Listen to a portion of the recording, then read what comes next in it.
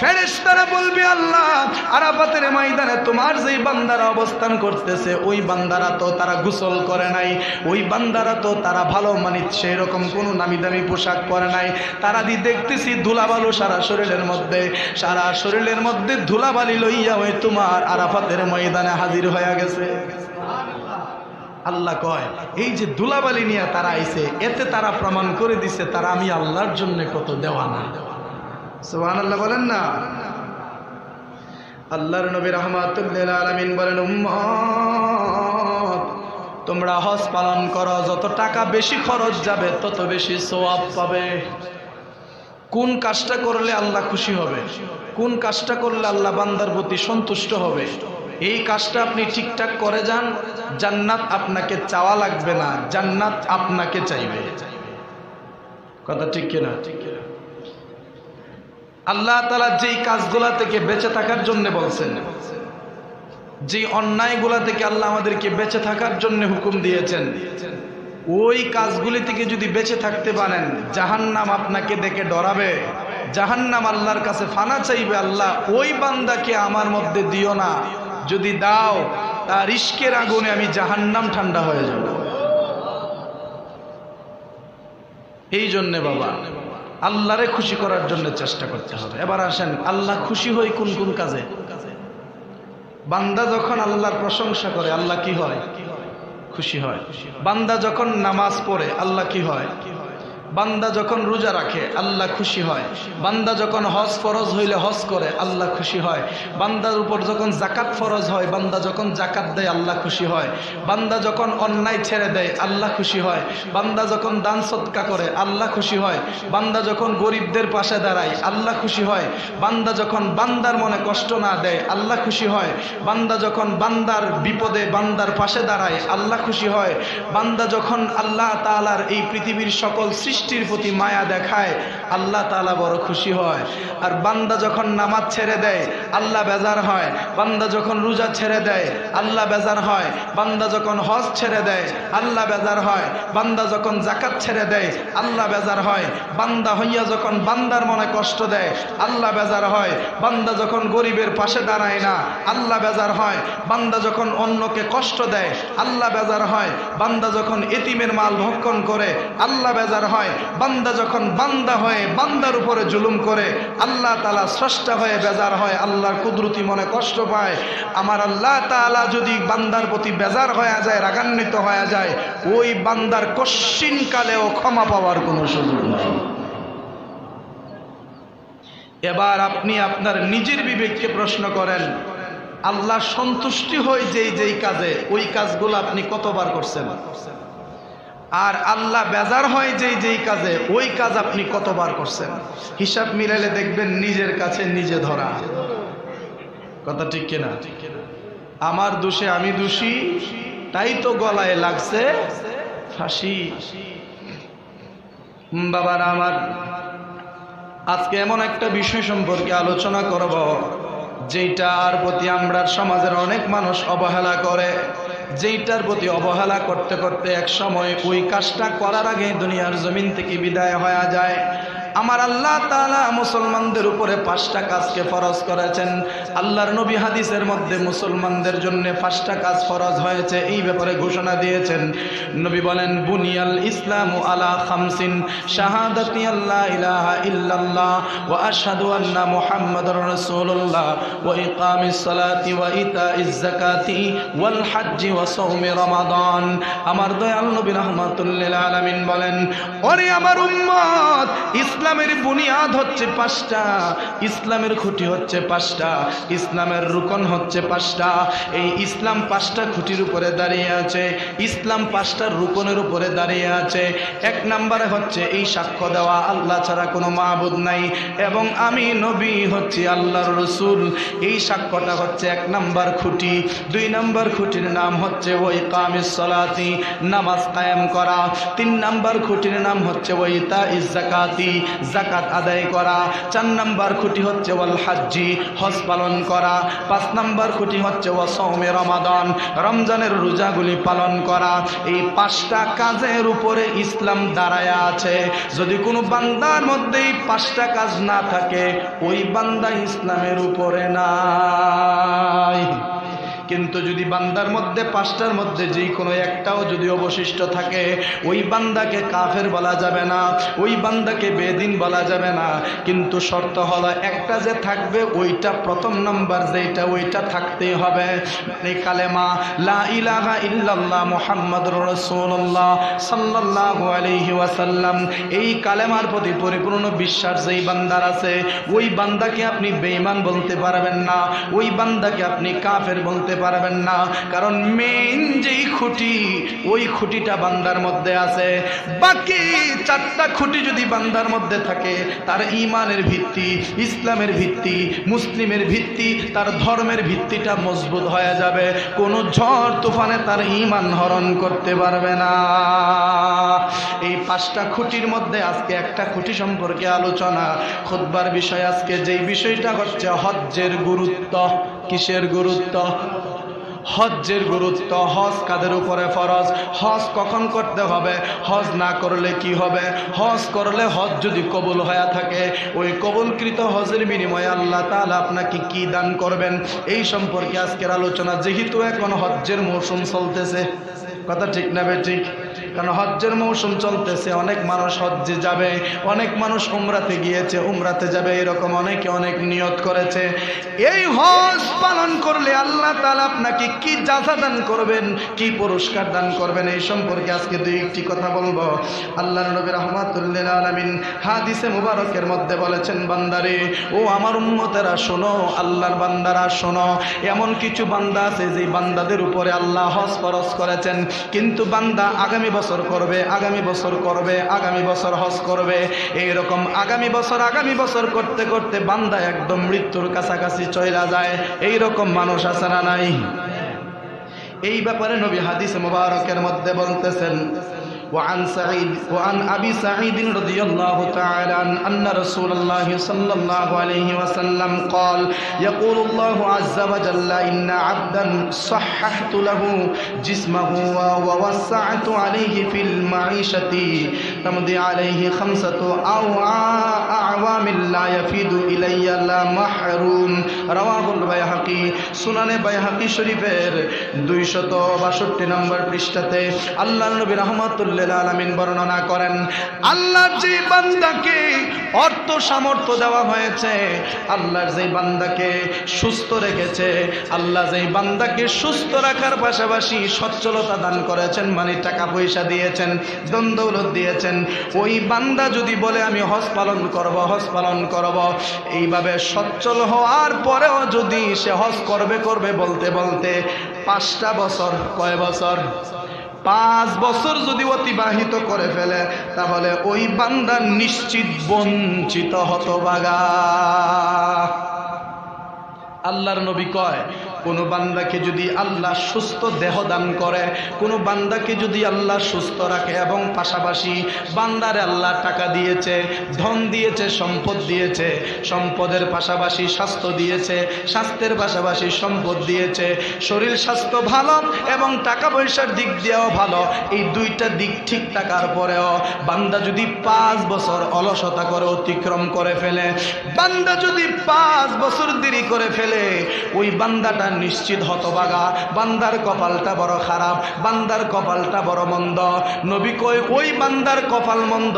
এবার বলেন, আমরার সমাজে যারা সম্পদশালী, বিত্তশালী, তারা হজ করবে বলতে বলতে আমার নিজে জানাশোনা এমন অনেক মানুষ হজ করতেই পারে নাই, দুনিয়ার থেকে বিদায় হয়ে গেছে। কথা ঠিক না ঠিক? কিন্তু হজটা তার উপরে কি ছিল? জোরে বলেন, কি ছিল? ফরজ ছিল।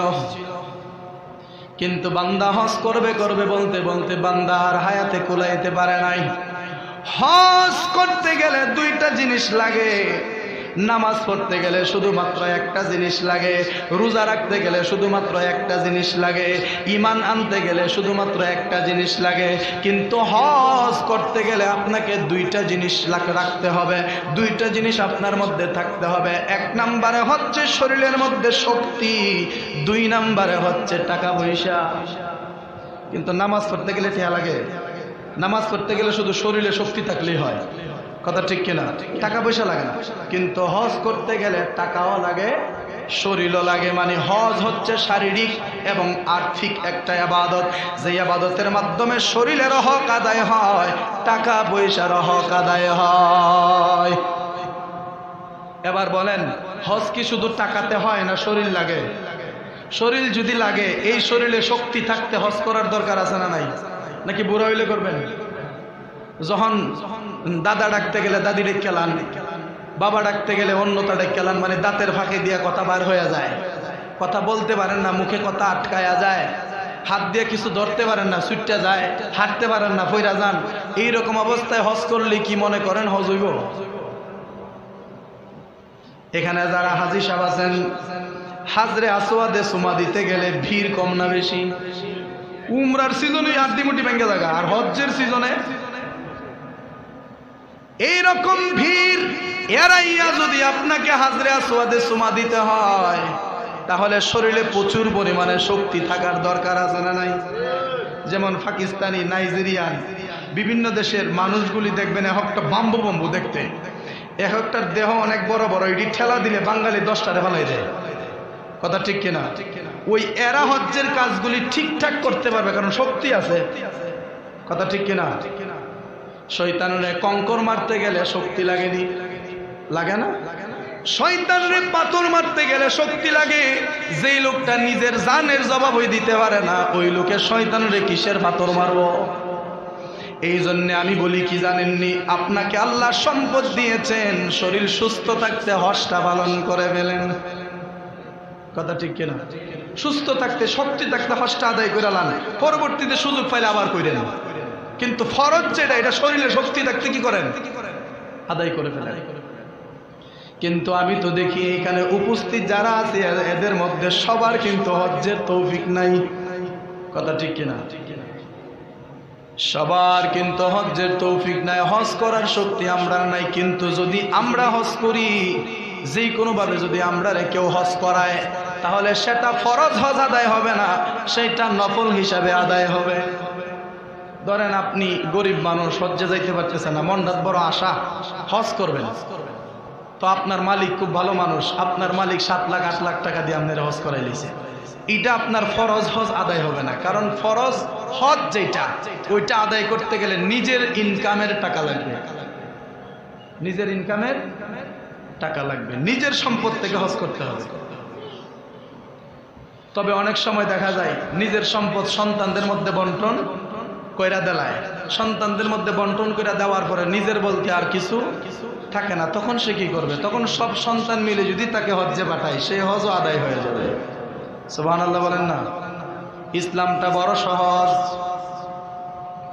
এই হজ্জের ব্যাপারে আল্লাহর নবী রাহমাতুল লিল আলামিন বহু হাদিস আজকে বর্ণনা করেছেন। এর মধ্যে একটা হাদিস আপনাদেরকে শোনাই। নবী বলেন, যে ব্যক্তি আল্লাহর সন্তুষ্টির জন্য অশ্লীলতা থেকে, পাপ থেকে মুক্ত হয়ে যেই ব্যক্তি হজ আদায় করলো, ওই ব্যক্তি হজ থেকে বাড়িতে এমন ভাবে ফিরে আসলো যে ওই ব্যক্তি যেন নিষ্পাপ নবজাতক একটা শিশু হয়ে গেল। সুবহানাল্লাহ বলেন না? একটা ভুল কথা আমরার মধ্যে প্রচলিত আছে, বেটা হজ থেকে আইছে, অহনো দেখা যায় বেটার খাদ্য পাল্টাইছে না। হজ্জের সাথে খাদ্যদের কোনো সম্পর্ক আছে?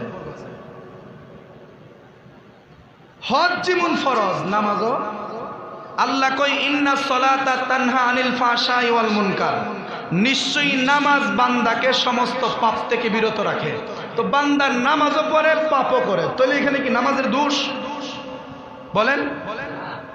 বান্দা হজ করতে গেছে, হজ করে আইসা দেখা যায় বান্দা ঘুরে গেলে আবার পাপই করতেছে, এখন এটা কি হজ্জের দোষ না বান্দার দোষ? অনেকে বেটা হাজি সাহেব নাম ফলা, আর বেটা হাজি হয়েছে, হজ করছে তুই কিন্তু হাজি হয়েছে, কথা ঠিক কিনা? এখন বান্দার মধ্যে বালা স্বভাব থাকবো না খারাপ স্বভাব থাকবো, এটা বান্দার হিসাব দিব আল্লাহর দ্বারে। কথা ঠিক কিনা?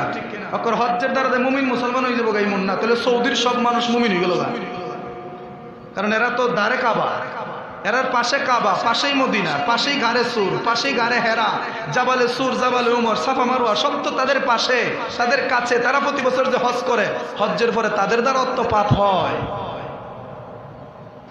বান্দার দ্বারা পাপ হবে, অন্যায় হবেই। মনে রাখবেন, হজ করছেন, আগের সব গুনাহ মাফ। সুবহানাল্লাহ বলেন না আরো জোরে। হজ করছেন, আগের সব গুনাহ মাফ। আর যদি আল্লাহর কাছে আপনি এই যে হাজরে আসওয়াদে দইরা যদি আপনি ভালো করে কান্নাকাটি করে আল্লাহরে কইতে পারেন যে আল্লাহ আমার পরের গুনাহটিও মাফ করে দেব, তাইলে আল্লাহ আপনাকে এমন ভাবে মাফ করবে যে আপনার দ্বারা হজ্জের পরেও আর কোনো পাপ হবে না। আর যদি দোয়াটা 100% কবুল হয়ে যায়, দেখবেন আল্লাহ তাআলা এমন সিদ্ধান্ত নেবেন যে আমার বান্দাটা বলছে পরে আর গুনাহ করবে না, পরের গুনাহ মাফ করে দিতাম, তার মনটার মধ্যে বড় আশা, সে আমার নৈকট্য, আমার সন্তুষ্টি অর্জন করবে, যা এরার বাইজিবে লিখে দিতাম না। দেখা যায় মক্কা হজ করতে গিয়ে মইরা যায়। কথা ঠিক না বেঠিক? নবী বলেন, যদি বান্দাটা অশ্লীলতা বেহায়াপনা থেকে মুক্ত হইয়া, পাপ থেকে মুক্ত হইয়া বান্দা যদি হজ পালন করতে পারে, ওই বান্দাটা নিষ্পাপ শিশুর মতো হয়ে যায়। এই জন্যে যারা হজ থেকে আসে নতুন, যদি সম্ভব হয় তাদেরকে জড়ায়া ধরেন, তাদের চোখেতে চুম্বন করেন, যেমনই হোক মানুষটা, কারণ এই চোখে সে মক্কা মদিনা দেখতে আইছে। তা আপনি আমি তো পারছি। একটা ঘটনা মনে দিন কইছিলাম আমি অনেকদিন আগে, হয়তো জুমাতেই বলছি। আম্মার ইবনে ইয়াসির রাদিয়াল্লাহু তাআলা নবীর একজন সাহাবী, যেই সাহাবীকে আমার নবীজি কাফেরের বাড়ি থেকে মুক্ত করে এনেছিলেন, যেই সাহাবীর জন্য দুনিয়ার আগুন তো হারাম হয়ে গেছিল।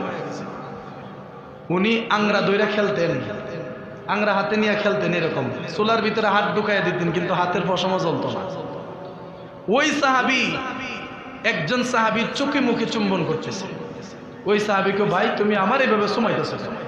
কয় রে, আমি তোরে সুমাই না তো, তোর চোখ দিয়া কাবা দেখছস এই জন্য তোর চোখে সুমাই, তোর ঠুট দিয়া তুই হাজরে আসওয়াদে সুমা দিছ এই জন্য আমি তোর ঠুটে চুমু দিতেছি। এই প্রেম আসেনি আমরা মধ্যে, আর আমরা হিংসা করি, একজন আরেকজনের দেখতারি না। কথা ঠিক না? ঠিক। এবার আসেন আল্লাহর নবী আরো কি বলেন, তোমরা যারা হজ পালন করবা, যদি সম্ভব হয় হজ্জের সাথে উমরাও কইরো। হজ্জের সাথে উমরাও কইরো। উমরা করলে কি হইব হজ্জের সাথে? নবী কয়, হজ্জের সাথে উমরা করো, কেননা হজ এবং উমরা অভাব এবং অপরাধকে এমন ভাবে মুছে ফেলে যে স্বর্ণকার তারা হাতুড়ি দিয়া লোহা স্বর্ণ ফিটাইবার সময় লোহা স্বর্ণের উপর থেকে যেই রকম ভাবে ছিটকে ছিটকে জঙ্কারগুলি পড়ে যায়, ওই বান্দার আমল নামা থেকে গুনাহগুলি ওই রকম পড়ে যায়। দাও জেবানা দেখছেন নি? দাও আগুনের মধ্যে দিয়া যখন এটার মধ্যে বাইরা দেখবেন ফুলকি মারে, কি কি জানে পরে এটার থেকে জঙ্কারগুলি বাড়ির ছুটে দূর হয়ে যায়। আল্লাহর নবী কই, কেউ যদি হজ্জের সাথে উমরাটা পালন করতে পারে, ওই বান্দার অন্তর থেকে, ওই বান্দার আমল নামা থেকে ওইভাবে গুনাহগুলিও ঝরে যাবে। আল্লাহর নবী রাহমাতুল লিল আলামিন আরো বলেন, আল্লাহু আকবার, নবী বলেন, আরাফাতের ময়দানে যেই হাজী সাহেবরা অবস্থান করে, ওই হাজী সাহেবরা যতক্ষণ আরাফাতের ময়দানে অবস্থান করে, ওই আরাফাতের ময়দানে অবস্থান করা সমস্ত হাজীদের ব্যাপারে সকল আসমানের ফেরেশতারা গৌরব করতে থাকেন। গৌরব করেন আর কি বলেন জানেন? গৌরব করে আর বলে, আল্লাহ গো, তোমার বান্দারা কত সুন্দর করে আরাফাতের ময়দানে বসে আছে। তখন আল্লাহ তাআলা বান্দার দিকে, ফেরেশতাদের দিকে আল্লাহ তাকায়া বলে, ফেরেশতারা রে, তোমরা আমার বান্দাদের দিকে একবার লক্ষ্য করো, তোমরা আমার আরাফাতের ময়দানে অবস্থানকারী বান্দাদের দিকে একটু লক্ষ্য করো, এবং তারা আমার নিকট কিভাবে এসেছে তোমরা তাদের দিকে একটু তাকায়া দেখো। ফেরেশতারা বলবে, আল্লাহ, আরাফাতের ময়দানে তোমার যেই বান্দারা অবস্থান করতেছে, ওই বান্দারা তো তারা গোসল করে নাই, ওই বান্দারা তো তারা ভালো মানিত সেরকম কোনো নামি দামি পোশাক পরে নাই, তারা দেখতেছি ধুলাবালু সারা শরীরের মধ্যে, সারা শরীরের মধ্যে ধুলাবালি লইয়া ওই তোমার আরাফাতের ময়দানে হাজির হয়ে গেছে। আল্লাহ কয় এই যে দুলাবালি নিয়ে তারা আইছে, এতে তারা প্রমাণ করে দিছে তারা আমি আল্লাহর জন্য কত দেওয়ানা। সুবহানাল্লাহ বলেন না। আল্লাহর নবী রাহমাতুল লিল আলামিন বলেন, উম্মত তোমরা হজ পালন করো, যত টাকা বেশি খরচ যাবে তত বেশি সওয়াব পাবে। ওই সুযোগটা ওই কাজে লাগাইছে হন সৌদি সরকার। নবী বলছেন যত টাকা তোমরা খরচ করবা হজ করতে গিয়া তত বেশি সওয়াব। সৌদির সরকারে সাইল করে কি করছে জানেন? হজ্জের মূল্য দিছে বাড়ায়, যে বেশি টিয়া খরচ করলে যখন বেশি সওয়াব নে হাজিরা। বাংলাদেশের হাজিরা তো রাইতে যখন বেশি টিয়া দিয়া, অথচ আগে কিন্তু মোটামুটি প্রায় মানুষই হজ করতে পারতো, কিন্তু এখন হজ্জের টিকেটের মূল্য, ভিসার মূল্য এগুলো যেভাবে বাড়াইছে, আর কয়েকদিন পর আমি দেখি যে অনেক ধনীরা হজ করতে যাইতই না, বতলা টিহা দেলাইতে। কথা ঠিক কিনা? খবরটা হাসা না মিছা আমি জানি না। আপনার গত কিছুদিন আগে ফেসবুকে না ইউটিউবে একটা ভিডিও ভাইরাল হয়েছিল, এক মহিলা নাকি কানায় কাবার জিয়ারত করতে গিয়া কানায় কাবা যে লাব্বাইক আল্লাহুম্মা লাব্বাইক বইলা বইলা এইভাবে তাওয়াফ করতেছে। ওই তাওয়াফ করতে গিয়া মহিলাটা মনে মনে কইছিল আর কি, যে পতলা টাকা খরচ করে হজ যাইলাম, মায়া কি করতেছি ঘুরে গেলে আমার কষ্টই গরম লাগতেছে, এর চেয়ে এইটা যদি সুদে লাগাইতাম আরো পতলা টাকা পেলাম। মানে এই কথা বলছে বলে নাকি ওই মহিলাটা সাপে পরিণত হয়ে গেছে। অনেক আগের ঘটনা, সত্য না মিথ্যা আমি জানি না, এটা যাচাই করতে হবে। আল্লাহ প্রমাণ করে দিলেন যে হজ্জের টাকাটা হচ্ছে আমি আল্লাহর পক্ষ থেকে তোর উপরে ফরজ এই টাকাটা আমার রাস্তায় খরচ করতে, কিন্তু তুই এই টাকাটা সুদি লাগাইবে না, সুদি লাগাবা লাগে। এইরকম অনেক সময় কিন্তু অনেক হাজিরার চিন্তা আয়, অনেক যুবক ফলাফান যখন হজ করতে যায় আর নিয়ত হজ্জে গিয়া পরিবর্তন হয়ে যাবে। যখন বিভিন্ন দেশের বিভিন্ন রমণীদেরকে হজ করতে দেখে, কারণ সেখানে তো পর্দা নাই, সেখানে নারী পুরুষের জন্য কোনো পর্দা নাই, নারী পুরুষ একসাথে হজ করতেছে, এরা এই সুযোগটাই কাজে লাগা, ওইখান থেকে দৈরে একটা বিয়া করে লইবে, আছে না নাই? তখন হজ্জের মধ্যে ত্রুটি চলে আসবে। বাবা বিয়া করেন ভালো কথা, কিন্তু হজ্জে ত্রুটি চলে আসবে, হজ কবুল হবে না। নবীজি আরো বলেন, কোন ব্যক্তি যদি পবিত্র উপার্জন দিয়া, হালাল টাকা দিয়া কোনো ব্যক্তি যদি হজ করার জন্য ঘর থেকে পা বাড়ায়, ঘর থেকে পা বাড়াইয়া যেই বাহনের মধ্যে সাওয়ার হইয়া হজ করতে যাবে, এটা তো ১৫০০ বছর আগের ঘটনা। এই জন্য নবী উটকে উদ্দেশ্য করে বলছেন, ঘোড়াকে উদ্দেশ্য করে বলছেন যে তোমরা তো হজ করতে আসবা, ঘোড়ার উপরে সাওয়ার হয়ে আসবা, উটের উপরে সাওয়ার হয়ে আসবা, কিন্তু আমরা তো এখন ঘোড়া উট দিয়া যাই না, বিমান দিয়া উইরা যাই। কথা ঠিক কিনা? এক কথা, এটা উট হোক, ঘোড়া হোক, বেড়া দুম্বা ছাগল যেটাই হোক, বিমান হোক আর জাহাজ হোক, এক কথাই যেই বাহনটা দিয়ে আপনি হজ্জে যাবেন, ঘর থেকে বের হওয়ার পর ওই বাহনটাতে কদম রাখার পর হাজী সাহেবরা কি বলে? লাব্বাইক আল্লাহুম্মা লাব্বাইক। সে ঘর থেকে বের হওয়ার পর থেকেই তো পড়ে লাব্বাইক আল্লাহুম্মা লাব্বাইক। নবী বলেন সে ঘর থেকে বের হয়েছে, ঘর থেকে বের হওয়ার পর থেকে ওই যে তার বাহন, ওই বাহনের মধ্যে চলে গেল, বাহনের মধ্যে যাইয়া প্রথম পাটা রাখার পরে বলল লাব্বাইক আল্লাহুম্মা লাব্বাইক। এই কথা বলার সাথে সাথে আসমান থেকে একজন রহমতের ফেরেশতা তার এই লাব্বাইকের জবাবে ফেরেশতা জবাব দেয়। লাব্বাইক শব্দের অর্থ কি? লাব্বাইক আল্লাহুম্মা লাব্বাইক, হে আল্লাহ আমি তোমার দরবারে হাজির। সুবহানাল্লাহ বলেন। আল্লাহ আমি তোমার কুদরতি দরবারে হাজির হয়ে গেছি। আল্লাহ লা শারীকা লা, তোমার কোনো শরীক নাই। লাব্বাইক আল্লাহুম্মা লাব্বাইক লা শারীকা লাকা লাব্বাইক ইন্নাল হামদা ওয়ান নি'মাতা লাকা ওয়াল মুলক লা শারীকা লাক। এটা হচ্ছে হজ্জের তালবিয়া বা হজ্জের তাকবীর। এটা ওই বান্দা যখন হালাল উপার্জন দিয়া হজ করার নিয়তে ঘর থেকে কদমটা রাখে, রাইখা যখন বলে লাব্বাইক আল্লাহুম্মা লাব্বাইক, সাথে সাথে আসমান থেকে একজন ফেরেশতা তার এই লাব্বাইকের জবাবে বলে লাব্বাইকা ওয়া সাদাইক। জোরে বলেন সুবহানাল্লাহ। ওই ফেরেশতা বলে লাব্বাইক ওয়া সাদাইক, ও ওরে হাজি, তুমি হজ করার জন্য ঘর থেকে বের হয়েছ, তোমার জীবিকা হালাল, তোমার টাকা পয়সা হালাল, তোমার বাহন হালাল, এবং তোমার টাকা পয়সা বাহন হালাল হওয়ার কারণে তোমার হজ হয়ে গেছে কবুল। এবার বলেন, হজ কবুল মক্কা গেলে না বাইতে পারিবার সময়? এটা বুঝবেন, ঘর থেকে বের হইছে, লাব্বাইক কইছে, তখনই হজ কবুল হয়ে গেছে। বাকি কাজটা হচ্ছে তার দায়িত্ব আদায় করে হবে। এই জন্যে কোন হাজি যদি ঘর থেকে হজ্জের নিয়তে বের হইয়া আবার ঘরে ঢোকার আগ পর্যন্ত এর ভিতরে কোনো এক সময় মারা যায়, ওই হাজি জান্নাতি। সুবহানাল্লাহ বলেন না? ওই হাজি জান্নাতি, কারণ ওই হাজি তখন আল্লাহর আমানতে থাকে। আর যদি কোনো বান্দা, কোনো হাজি যদি হারাম টাকা দিয়া, সুদের টাকা দিয়া, ঘুষের টাকা দিয়া, পরার হক নষ্ট করার টাকা দিয়া, এই কালো টাকা দিয়া, গাঞ্জা বেচার টাকা দিয়া, ইয়াবা বেচবার টাকা দিয়া, ফেন্সিডিল বেচবার টাকা দিয়া, এক কথায় হারাম উপার্জনের যত টাকা পয়সা আছে, ওই টাকা দিয়া যদি বান্দা হজ করার জন্য ঘর থেকে বের হইয়া বলে লাব্বাইক আল্লাহুম্মা লাব্বাইক, আসমানের ফেরেশতা ওই লাব্বাইকের জবাবে বলে লাব্বাইক, লাব্বাইকের জবাবে শুধু বলে লাব্বাইক, কিন্তু ওয়াসাদাইক বলে না। ফেরেশতা শুধু লাব্বাইক বলে জবাব দেয়, ওরে বান্দা, তুমি হজ করতে আসছো কিন্তু তোমার টাকা হারাম।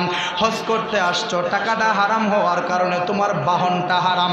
তুমি হজ করতে আসছো, টাকাটা হারাম হওয়ার কারণে তোমার এহরাম হারাম। তুমি হারাম টাকা দিয়া হজ করতে আসছো, টাকাটা হারাম হওয়ার কারণে তোমার সমস্ত পোশাক আদি সবগুলা হারাম। আর এত হারাম থাকার কারণে তোমার হজ কবুল হলো না। এটা ঘর থেকে বের হওয়ার পরেই ফেরেশতা বইলা দেয়। সুবহানাল্লাহ বলেন না? বাবা, কথা বেশি লম্বা করব না, শেষের দিকে চলে আসছি। আমার আল্লাহ তাআলা পবিত্র কুরআনুল কারীমের সূরা আনআমের 162 নম্বর আয়াতে কারিমাতে আমার আল্লাহ তাআলা বলেন, কুল ইন্না সালাতি ওয়া নুসুকি ওয়া মাহইয়ায়া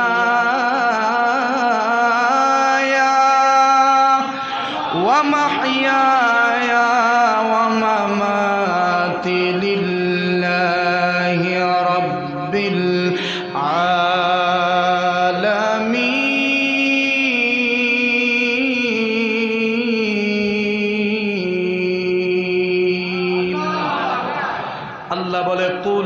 আপনি বলে দেন, ইন্না নিশ্চয়, সলাতি তোমার নামাজ। কার নামাজ?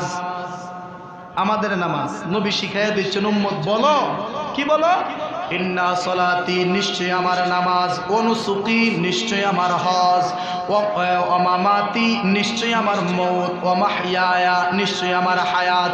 আল্লাহ শিখাইয়া দিচ্ছে, নবী গো আপনি বলে দেন, আপনার নামাজ, আপনার হজ, আপনার হায়াত, আপনার মওত লিল্লাহি, সবগুলা কার জন্যে? আরো জোরে, কে শিখাইয়া দেয়?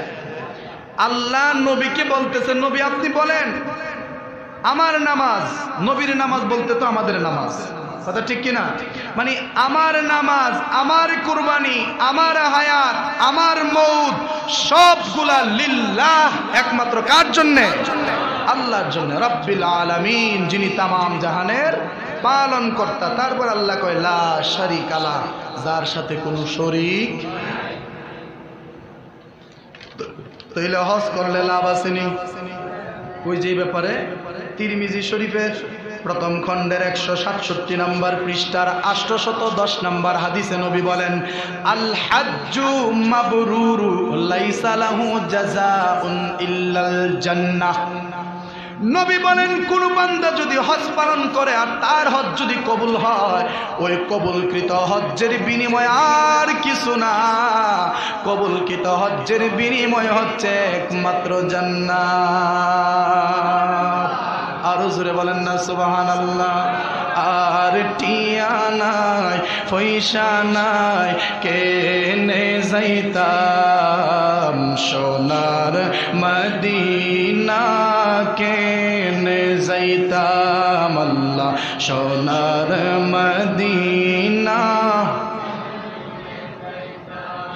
আমার টাকা নাই, পয়সা নাই, কেমনে যাব সোনার মদিনা কেমনে যাব আল্লাহ সোনার মদিনা। এটাই চাটগাঁয়ের একজন নবীর আশেক, তিনি ওনার ভাষায় লিখেছেন, মারহাবা বলেন না। মনে হতে যাইবার লাই কিন্তু টিয়া পয়সা নাই, মনে হতে যাইবার লাই কিন্তু টিয়া পয়সা নাই, মনে ঘর পাখির মতো, মনে ঘর পাখির মতো উড়াল দিবার লাই, আর টিয়া নাই পয়সা নাই কেনে যাইতাম সোনার মদিনা কেনে যাইতাম আল্লাহ সোনার মদিনা। আয় যদি হইতাম আকাশের তারা, সাই থাকতাম মদিনা মনোয়ারা, সাই থাকতাম মদিনা মনোয়ারা। আয় যদি হইতাম আকাশের তারা, ছাই থাকতাম মদিনা মনোয়ারা, ছাই থাকতাম মদিনা মনোয়ারা। মদিনা সায় সায়, মদিনা সায় সায় আশা ফুরাইতাম সোনার মদিনা কেনে যাইতাম আল্লাহ সোনার মদিনা কেনে যাইতাম। আর টিয়া নাই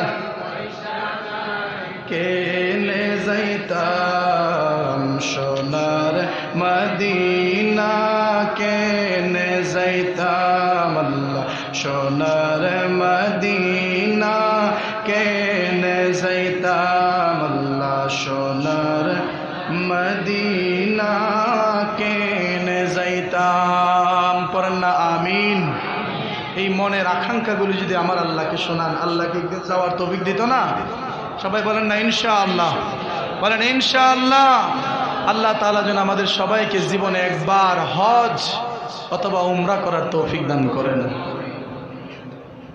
সাফা মারওয়া কত দামি পাহাড়, জাবালে উমর কত দামি পাহাড়, জাবালে আবু কুবায়েস যেখানে দাঁড়ায়া নবী আসমানের চাঁদ দুই টুকরা করছিলেন, জাবালে আবু কুবায়েস। তারপরে গাড়ে সুর যেখানে হিজরতের রাতে নবী থেকেছিলেন, হেরা গুহা যেখানে কোরআন নাজিল হয়েছিল, সুবহানাল্লাহ বলেন না। তারপরে মক্কা মদিনা, সাফা মারওয়া, মুজদালিফা, আরাফা, মিনা, কত দামি দামি জায়গা, যেই জায়গাগুলোতে অবস্থান করলেই গুনাহ মাফ। আল্লাহ তাআলা যেন ওই পবিত্র জায়গাগুলিতে আমাদেরকে জীবনে একবার ভ্রমণ করার তৌফিক দান করেন। আমরা সকলে আবার মহব্বতে করি আমিন। ওয়া মা আলাইনা ইল্লাল বালাগ। আসসালামু আলাইকুম ওয়া রাহমাতুল্লাহি ওয়া বারাকাতুহু। যারা সুন্নাত পড়েন নাই সুন্নাত পড়েন 4 রাকাত।